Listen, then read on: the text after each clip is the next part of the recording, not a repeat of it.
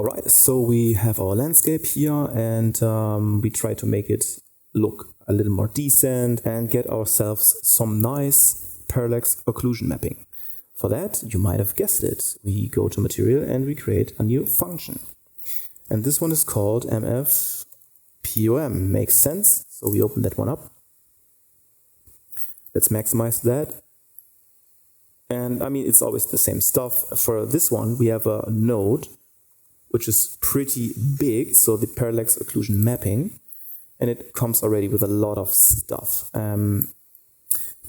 For this, we get, for the texture, we get a function input, and this function input is a texture 2D, and this is something you can already hook up, and this will be our displacement texture. It's really important when you go to the texture, the displacement, let me just get the default one, to disable the sRGB, and the compression settings would be grayscale. This is pretty important. We are not using the displacement for now. We only use the albedo, the RDO, and the normal, as we as you already know. But we can already prepare our displacement texture. So sRGB, disable that, and this is grayscale. Boom. And then you go to rock. Let's also change this here, disable the sRGB, and we only want to use the grayscale. And we do this for the soil. Make sure that this is really, that it is the displacement, and not something else. And disable the sRGB and make sure it's grayscale. And let's also do that for the forest floor. This is the displacement as well, and we disable the sRGB, and it's grayscale. So we are just preparing that. Otherwise, we are going to have some weird or like pretty bad results later when we really want to have nice displacement. Or now in this case, we want to have the parallax occlusion working properly. So next to our displacement texture 2D, we also get a vector. So let's just click, let's just press V and click. So you have a vector parameter here. And we call this one parallax occlusion mapping controls. Okay. And we are going to use the red, green, and blue and the alpha channel for that. We do have the height ratio, the min steps, max steps, and we also want to change the Z offset. So the Z offset later is pretty important because our parallax occlusion mapping is working like depending on how many steps we assign. For example, you have like 32 min steps and max steps like 64. So you have good quality. It means that we have at least always like 32 steps of our texture multiplied on top of each other. So on the Z axis. This means that we also need to readjust our Z offset. So otherwise our landscape will be just change completely in height. And this is not really nice, so we need to readjust the Z offset. But for the red channel, we want to assign this for the height ratio. So you can call this height ratio or height amount. So let's just call this height amount. And the min steps. So this is the shadow steps. Or not really, no, let me fix, nee, schneid das raus. Min steps, and we have the max steps. And for the alpha channel, we want to have the Z offset. All right, let's already apply and save. And we can connect the height amount to the height ratio, min steps to min steps, blue channel's max steps is max steps, and the Z offset is the reference plane. Now for the UVs, let's get a function input, like we usually do. Input vector is vector 2 for U and V. And we call this one UVs. And we cache that. So add named reroute declaration node. And we call this one UVs because it's the same stuff we are going to hook up. And then right click, name reroutes, UVs, and this one would be this one. Let's put it in between As for the height map channel, we need, as you can see here, a vector 4. In this case, you can search for constant 4 vector. Get 2 of those, because we either want to use the RDO or we want to use the displacement. For the displacement, we can just open up the constant here and set the red channel to 1 and the rest is 0. And if you want to use the RDO, we can use this constant 4 vector. So click on this, and this will be then, of course, the green channel, because in our RDO, it's the green channel. And then we can just decide later, let's get a static switch, static, only static switch, not a parameter. And this one would be true, or we can use the RDO, it depends. And for that, we can just get a static bool parameter. And we call this one PUM, so we know what's going on. It's for the parametric exclusion mapping. And we ask ourselves, use displacement texture, question mark, just to make this obvious. So we want to use the displacement texture. Yes, it's true. If not, so that by default now it's false. You can just, yeah, let's just leave it like so. And then we will just use the RDO texture and the green channel for that. Okay, apply and save. And now we can just cache that. So add named reroute declaration node, and then we can call this one the height map channel. So depending on what kind of the texture we want to use, either the separate displacement we have or the RDO, so the displacement we have inside the green channel, then we have this here, the logic, as our height map channel. And then we can just get this one here, named reroutes, the height map channel, and put this one into the height map channel, and apply and save. Now let's organize things. So let me just select, like drag select, press C. This is the UV. Let me just type properly UVs and put it like so. So we do have our UVs, and this one here, just cue that. In my case, I'm just doing that, and shift select, drag select, not shift select, drag select, and then this is the height map channel, depending on what texture we want to use, and organize this like so. Both are connected, and we can get the parallax UV here. And then he's telling us like, yeah, but there's no connection to our displacement texture. It's perfectly fine. We can just leave it like so for now. This is not really going to work out. Let's put it like so. Apply and save. So now before we continue with this big note here, I would like to put this parallax occlusion mapping like being only affected for our near texture. Otherwise, it's going to be like overkill. Because parallax occlusion mapping is also not really something you want to have in a big scene. So this is why we want to just reduce this only for like around our near texture being affected.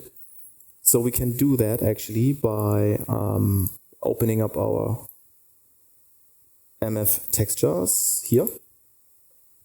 And we do have something called near, right? Let me put this stuff here, so we have more space, and let's put this one like so. And the near, you can just put it here. And now we need the PUM, this one, and we can plug the near into our UVs and put this into our near for now, and cue that. But now we also need to have an input for our displacement texture. So as for the displacement, we can copy this normal here, put it here. Let's call this one the copy of the normal. Let's call this one displacement.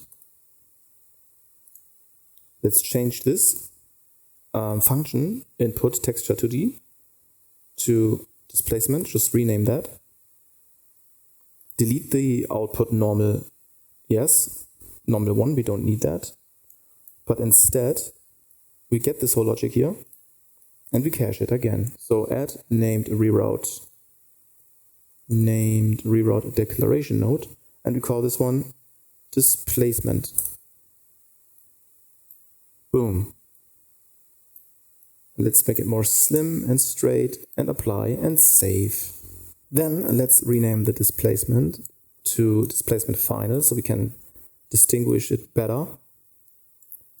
As for the displacement input for parallax occlusion mapping here, let's get more space, like so.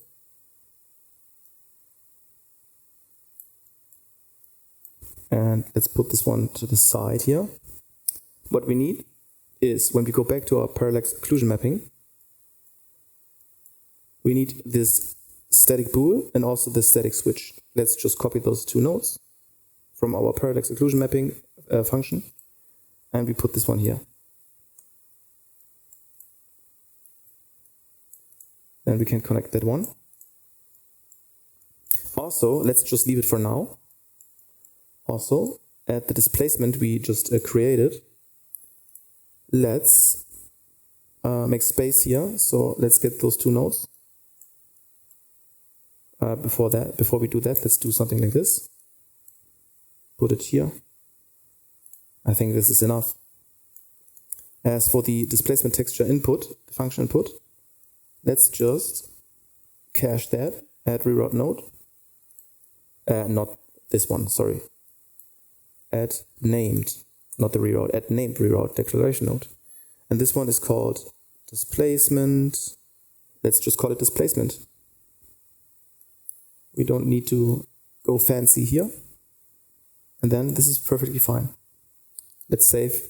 Now for the bool, whether we want to use the displacement texture or the displacement from the RDO packed channel, the green channel, we can use a reroute called the displacement texture, put it into true, or we just use the RDO texture and put this into false. Let's queue that and let's align.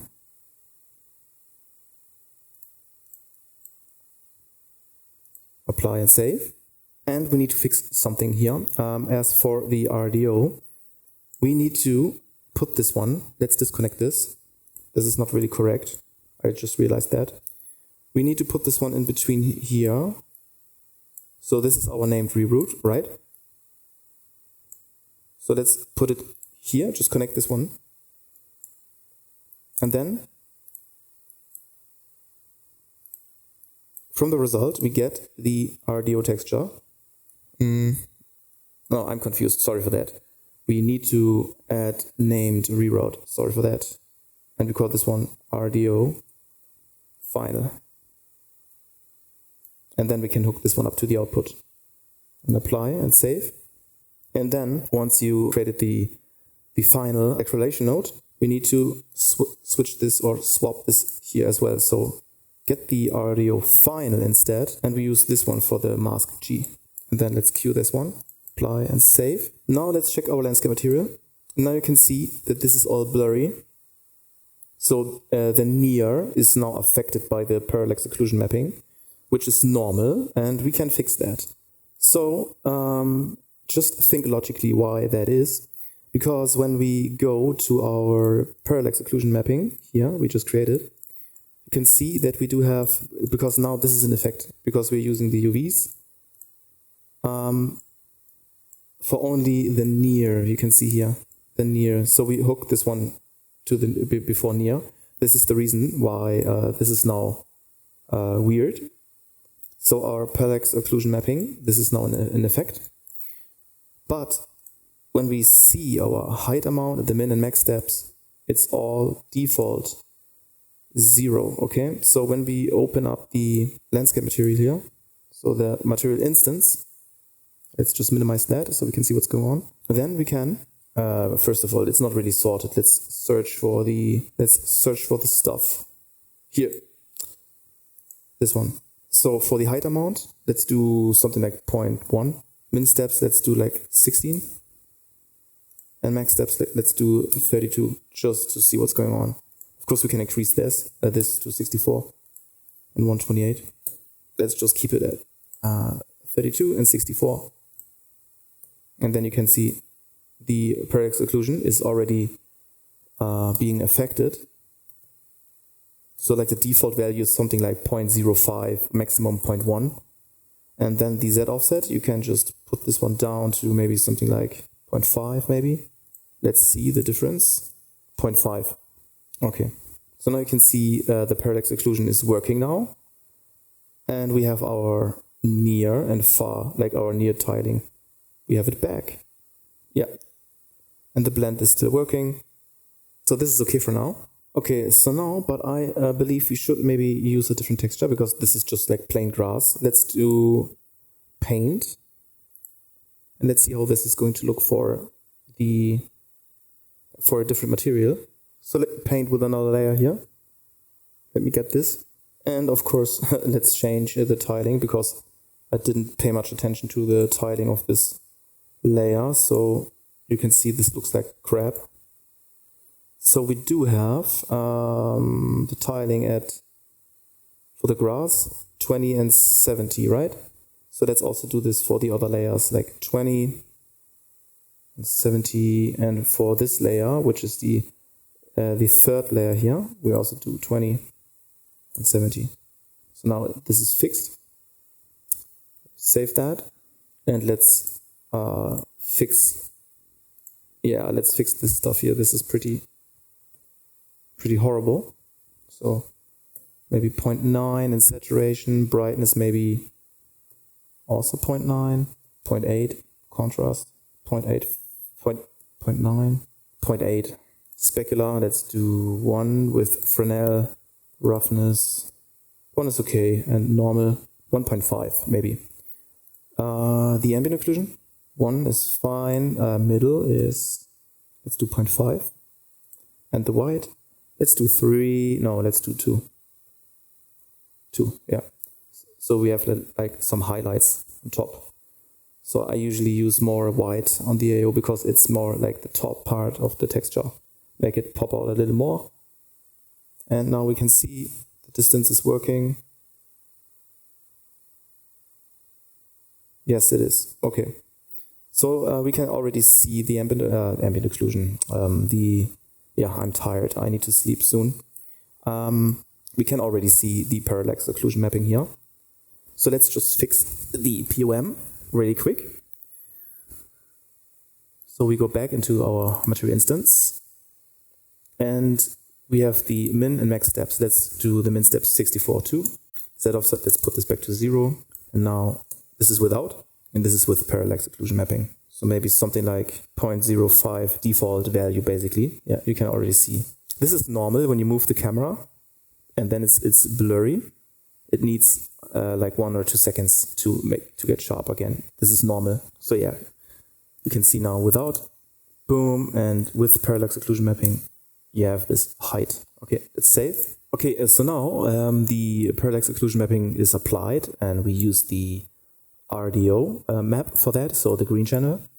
But we also want to use the displacement texture separately, right? We do have the displacement texture here. So we need to apply this also and create the inputs for all the layers. And this is what we're going to do in the next lecture. So for now, this is applied. And in the next lecture, we will just further enhance this using the displacement texture, and we will also use shadow steps. So we will also have additional shadow, making it look really, really good. So for now, it's a little flat, but we can make it even look even more convincing. So yeah, this is what we will do in the next lecture. And yeah, see you in the next one.